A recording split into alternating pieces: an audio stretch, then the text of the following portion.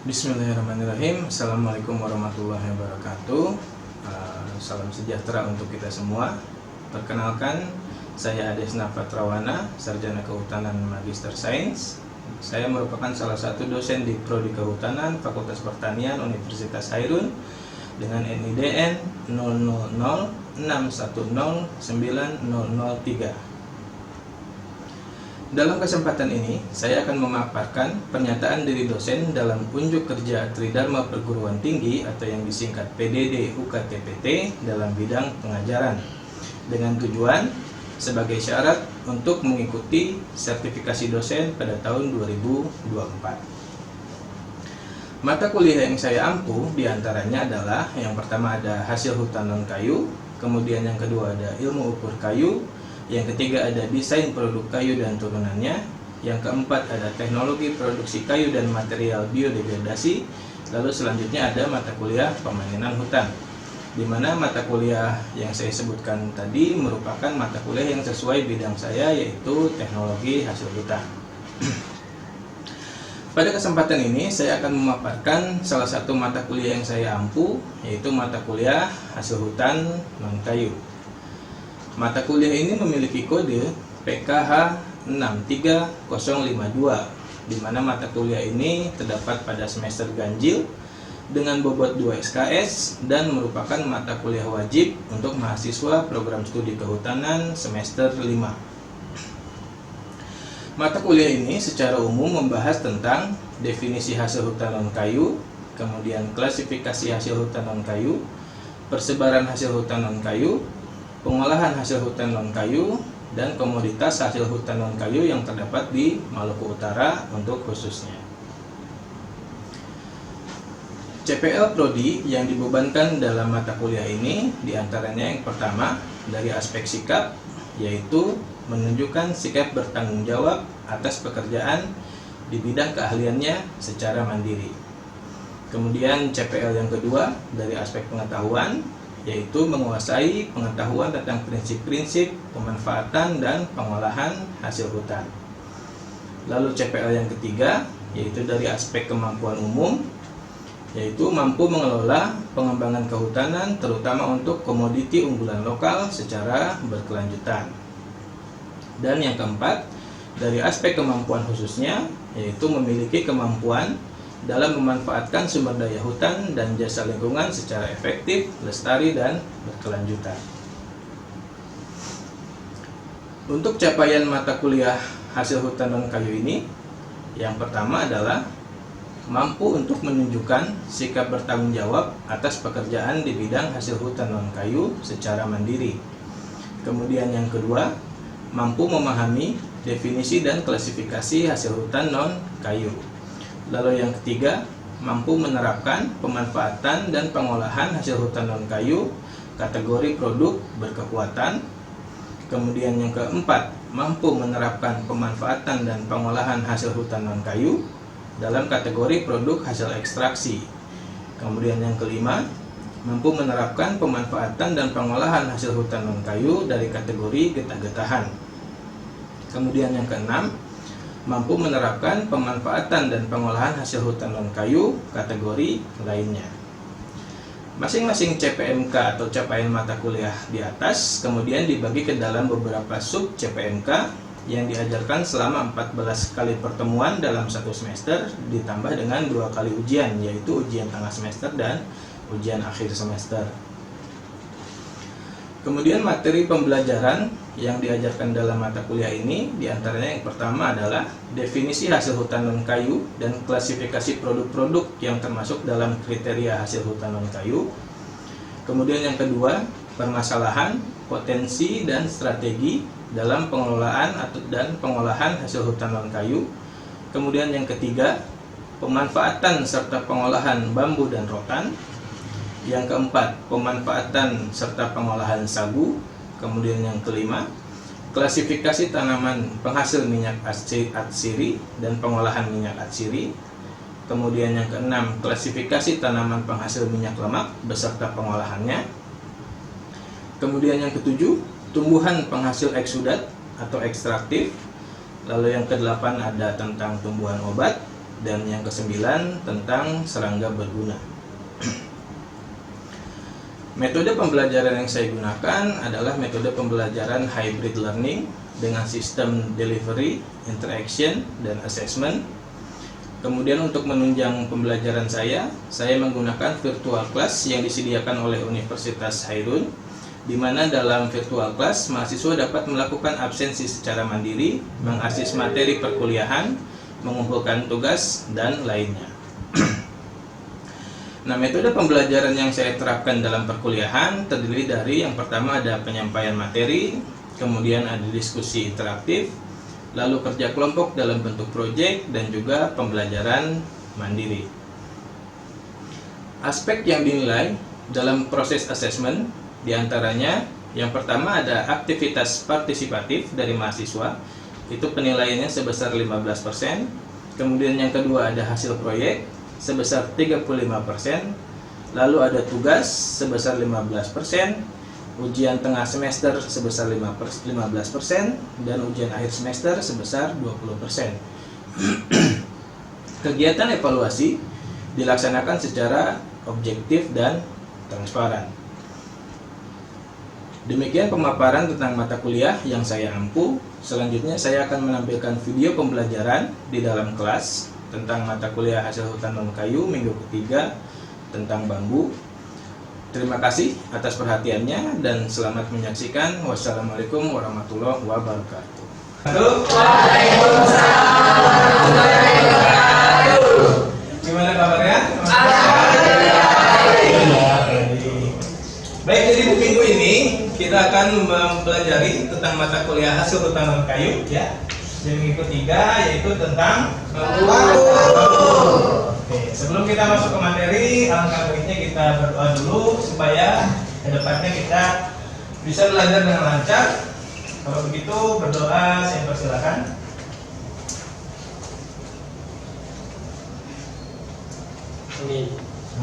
Berdoa selesai.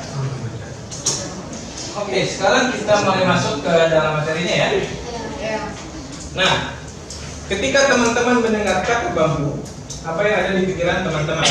Panjang. Panjang. Ada lagi? Apa? Apa? Berwarna hijau. Apa ciri kira-kira bambu yang membuat dia khas itu apa? Ada luasnya. Ada luasnya. Kemudian ada Bulunya. Ada apa ya? Ada Iya, bulu, betul. Dia kalau bambu itu ciri khasnya dia punya ruas dan punya buku. Tahu buku? Tahu. Yang mana kalau di bambu? Itu. Ini bambu nih. Yang mana yang ruas? Yang mana yang buku? Ini apa? Buku. Ini ruas. Ini adalah ya. Oke ya. Nah, jadi di mata kuliah ini harapannya apa yang bisa dicapai sama teman-teman mahasiswa yaitu kita mampu menerapkan pemanfaatan dan juga pengolahan hasil hutan non kayu dalam kategori produk berkekuatan. Karena umumnya kan biasanya bambu suka digunakan sebagai bahan konstruksi juga, ya. Nah, kemudian sub capaian mata kuliahnya yaitu untuk mengembangkan pemanfaatan dan pengolahan bambu dan juga rotan. Nah, indikatornya apa aja? Bisa teman-teman lihat di depan. Itu nanti kita dapat menjelaskan tentang jenis dan sifat-sifat bambu seperti apa. Kemudian kita bisa menjelaskan pemanfaatan bambu itu seperti apa aja, kemudian pengolahannya seperti apa aja, dan standar kualitas tentang bambunya. Oke. Tak kenal maka tak sayang. Mari kita kenalan dulu dengan bambu.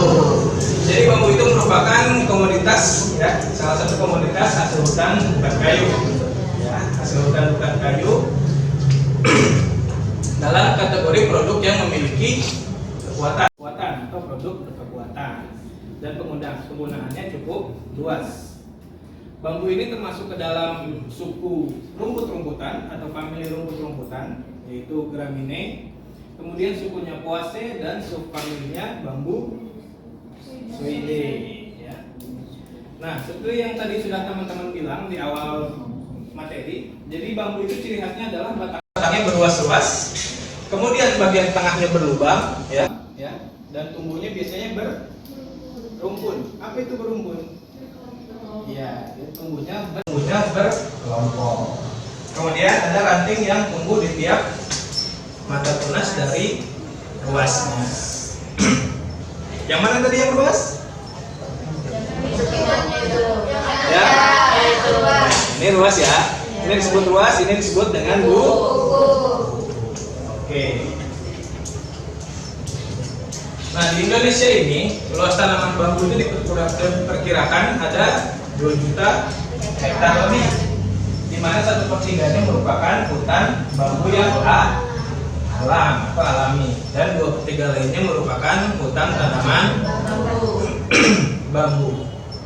Nah, jenis bambu di Indonesia itu ada sekitar 160, 122-nya diantaranya adalah tanaman asli dari Indonesia dari Indonesia, dan 38 lainnya jenis introduksi. Makanya jenis introduksi, paham kan? Apa itu jenis introduksi? Iya, dia bukan tanaman asli dari suatu daerah, namun diperkenalkan untuk ditanam di daerah kita. Misalnya dia dari luar Indonesia, kemudian ditanam di Indonesia. Itu namanya tanaman jenis introduksi. Oke, selanjutnya kita masuk ke ciri umum dan sifat fisik bambu. Bisa teman-teman baca di depan. Yang sudah pasti batangnya bulat ya, tidak persegi, tidak segitiga.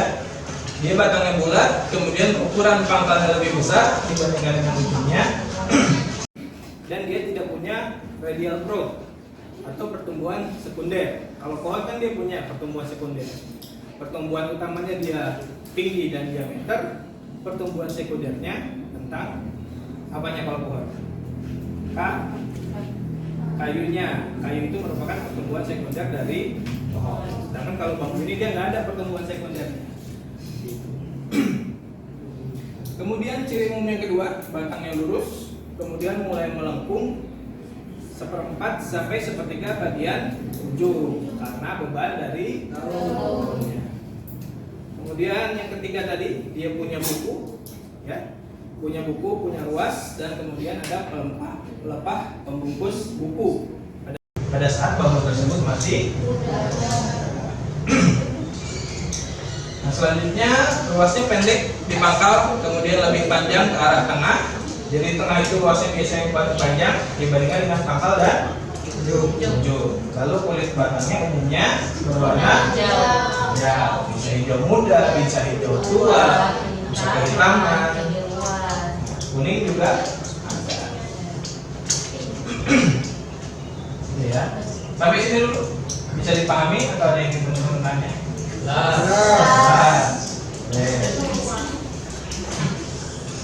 Nah, selanjutnya ini saya akan memperkenalkan beberapa ciri dan jenis dari bambu yang komersil di Indonesia atau yang sering diperjualbelikan kemudian sering dimanfaatkan di Indonesia.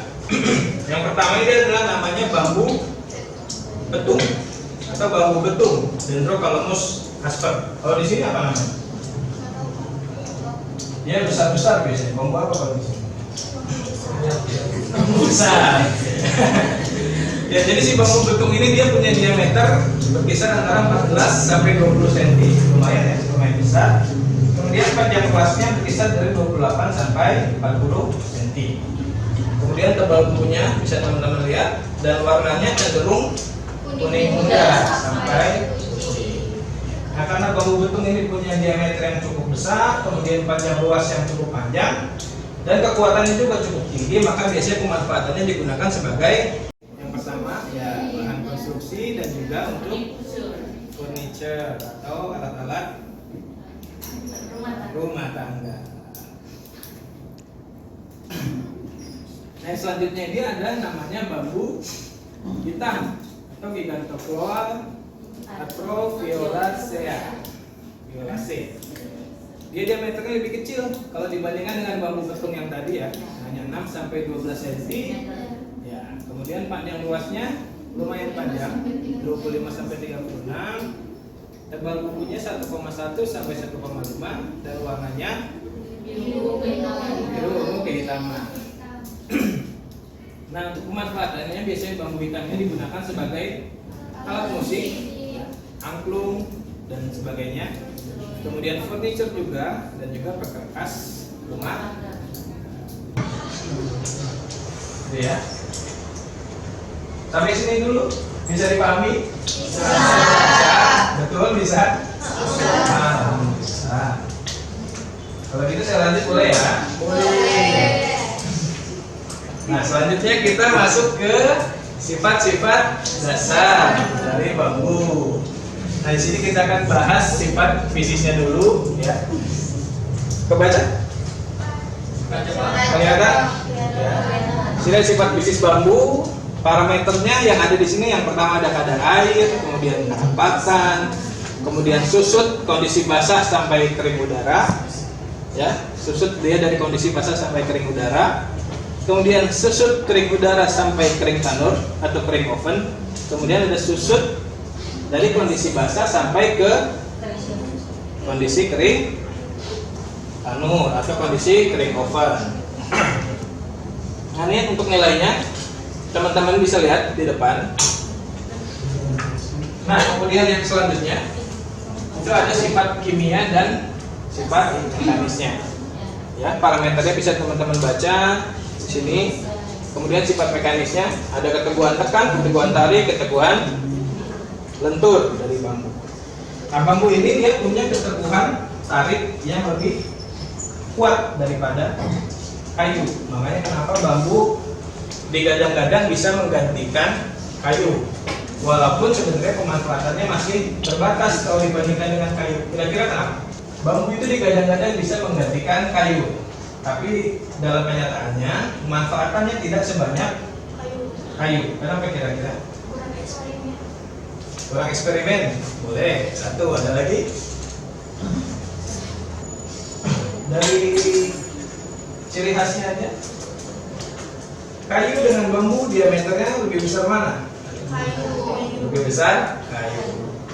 Nah, makanya kenapa bambu tidak bisa menggantikan semua pemanfaatan kayu, karena diameter bambu itu terbatas.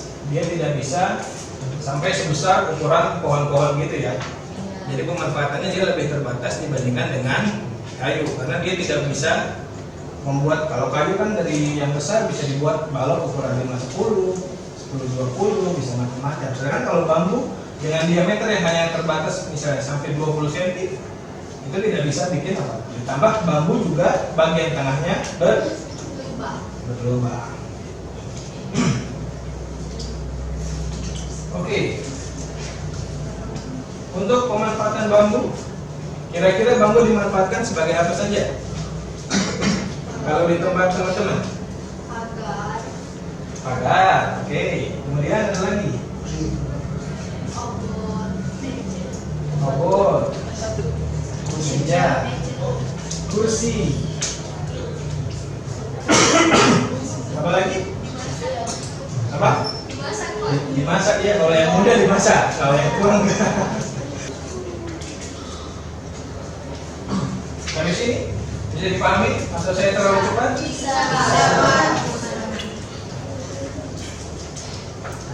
Nah, selanjutnya ini kita akan membahas tentang kelebihan dan kekurangannya. Seperti yang tadi kita sudah singgung ya, saya sudah singgung.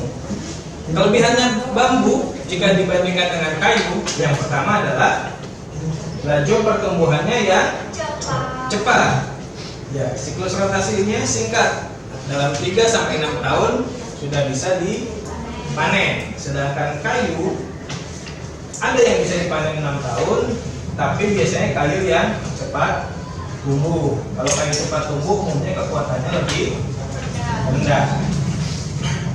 Kemudian yang ketiga, itu mudah dibudidayakan kalau bambu. Kemudian yang keempat, sifat kekuatan yang tinggi, seperti yang sudah saya singgung tadi, terutama di keteguhan tariknya. Kemudian yang kelima, kerapatannya tergolong sedang sampai tinggi. Yang keenam, dia lebih mudah diproses. Yang ketujuh, harganya lebih murah jika dibandingkan dengan kayu tentunya. Kemudian yang kedelapan, batangnya kuat, bulat, lurus, dan mudah dibelah. Nah, kekurangannya apa sih dari bambu? Seperti yang tadi kita sudah singgung ya, diameternya terbatas, sehingga penggunaannya juga akan menjadi terbatas. Kemudian yang kedua, dia tidak dapat digunakan sebagai komponen dinding. Karena kalau dia digunakan sebagai komponen dinding, beban yang dia terima akan lebih banyak ke beban tekan. Beban tekan. Kalau dipakai sebagai komponen dinding, bebannya akan lebih banyak ke beban tekan.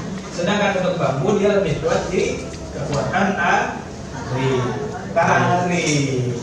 Kekuatan tarik. Tadi kita bahas.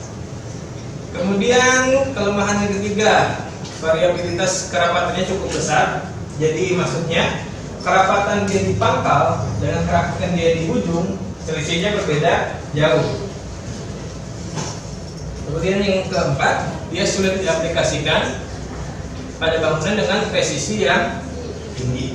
Dan yang terakhir, yang paling umum, dia rentan terhadap serangan rayap dan bubuk kayu kering. Atau bubuk itu sebutan untuk rayap kayu kering, jadi sebutnya bubuk. Kalau pernah lihat di bambu suka ada putih-putih keluar terus ada lubang, itu adalah rayap kayu kering. Serangan bubuk, belum pernah lihat? Belum. Ya, nggak apa-apa. Berarti nggak ada itu di sini. Ada. Dia bambu ini rentan terhadap serangan rayap karena kadar patinya cukup tinggi. Makanya biasanya sebelum diaplikasikan dia suka diawetkan. Teman-teman pernah lihat ada orang yang simpan bambu di sungai? Ditaruh. Nah, itu adalah salah satu cara pengawetan metode tradisional. Fungsinya untuk apa dia bambu ditaruh di sungai? Supaya pati itu karbohidrat atau kayak tepung-tepungnya begitu, yang merupakan makanan rayapnya dia terlarut dengan air sungai. Itu adalah salah satu metode pengawetan bambu yang paling sederhana, yaitu dengan cara disimpan di aliran sungai untuk mengurangi jumlah kadar patinya, sehingga lebih tahan terhadap serangan rayap. Sampai sini boleh bisa dipahami? Nah, kemudian ini adalah beberapa pemanfaatan bambu yang sudah pernah dilakukan. Karena kan tadi kekurangan bambu adalah diameternya yang terbatas, ya kecil atau terbatas. Makanya apabila untuk mau dimanfaatkan sebagai bahan konstruksi atau sebagai dinding, kita bisa rubah bambu tersebut ke dalam bentuk papan, atau kalau orang PAK bilangnya komposit, ya. Jadi yang pertama kita punya ada namanya papan partikel. Jadi si bambunya itu dia dibentuk, dicacah, digiling menjadi bentuk partikel, kemudian direkatkan dengan lem atau perekat sehingga nanti dibentuk menjadi papan partikel. Kemudian yang kedua ada yang namanya bambu laminasi. Jadi bambu dipotong-potong, kemudian direkatkan dengan partikel supaya dia bisa menyerupai bentuk balok. Ya, karena kan tadi bambu diameternya terbatas, karena sehingga dia tidak bisa dibentuk sebagai balok. Gimana kalau kita mau bikin balok dari bambu? Itu caranya dengan laminasi. Kemudian bambu juga bisa dimanfaatkan sebagai pulp dan kertas. Pulp itu bahasa Indonesianya bubur kayu. Pulp. Kalau teman-teman mau bikin kertas, si bambu ini nanti akan dikasih bahan kimia, dihancurkan sedemikian rupa sampai dia menyerupai bubur. Bentuknya bubur, kemudian baru dia dicetak menjadi kertas. Kemudian ada oriented strand board atau OSB dari bambu, dia masih mirip-mirip, hanya dia tidak dirubah menjadi partikel, tapi hanya dipotong kecil-kecil, kemudian dia disusun,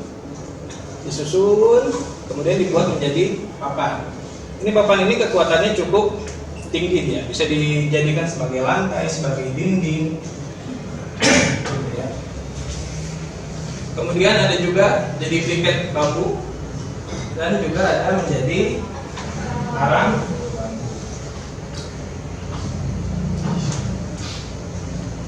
Sampai sini bisa dipahami atau ada yang ditanyakan? Jelas. Nah, ini adalah alur pemanfaatan dari bambu. Jadi sebelum kita memanfaatkan bambu, kita menilai dulu berdasarkan tadi sifat-sifatnya, dari sifat fisik, mekanis, kimia. Kita nilai dia termasuk dalam yang kuat atau yang tidak kuat. Andaikan dia termasuk ke dalam kategori yang kuat, kita cek dia termasuk kategori awet atau tidak awet. Kalau misalnya kategori awet, dia bisa digunakan sebagai bahan konstruksi. Nah, kalau dia kuat tapi kategorinya tidak awet, gimana? Kita awetkan. Jadi kita kalau misalnya dia kuat dengan kemudian tidak awet, kita lakukan proses pengawetan sehingga dia bisa menjadi bahan baku konstruksi. Nah, kalau dia bambunya tidak kuat, bisa nggak untuk menjadi bahan konstruksi? Bisa, tapi dia harus melalui beberapa tahap yang kita sebut umumnya sebagai processing. Dia seperti yang tadi sudah kita bahas di slide sebelumnya. Dia bisa jadi bambu laminasi, bisa jadi papan partikel, bisa jadi oriented strand board. Nah, kalau sudah jadi papan-papan tersebut, sudah pasti kekuatannya akan meningkat dan dia akan menjadi bahan baku sebagai bahan baku konstruksi.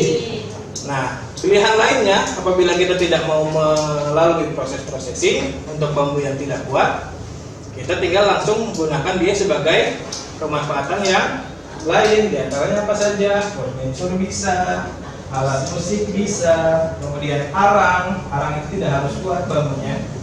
Kemudian pulp dan kertas dan sebagainya.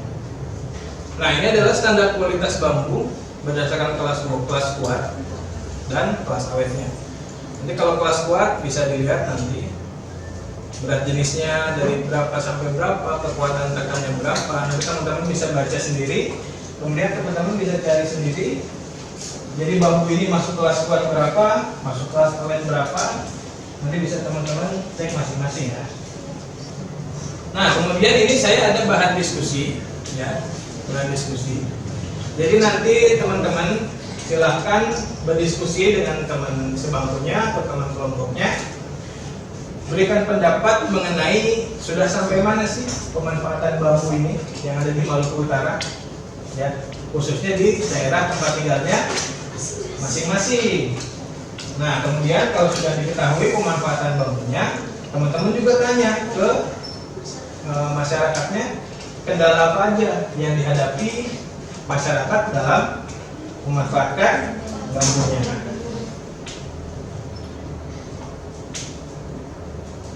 Oke, bisa dipahami ya? Yang harus dikerjakan. Baik, sampai sini ada yang ingin ditanyakan dulu terkait bambu tadi? Nggak ada? Kalau gitu saya review lagi. Bambu itu ciri khasnya apa tadi? Berbuas dan berbuku. Apalagi? Berlubang di tengah. Apalagi? Diameternya kecil atau terbatas. Boleh. Kemudian pemanfaatan bambu untuk apa saja? Furniture. Apalagi? Rumah tangga, alat musik, papan partikel. Apalagi? Arang, briket. Oke. Bisa ya dipahami sampai sini? Bisa. Boleh? Boleh. Alhamdulillah. Kalau gitu untuk pertemuan minggu ini saya akhiri sampai di sini. Kalau tadi kita mulai dengan berdoa, alangkah baiknya kita tutup dengan berdoa. Baik, kalau begitu berdoa. Saya persilakan.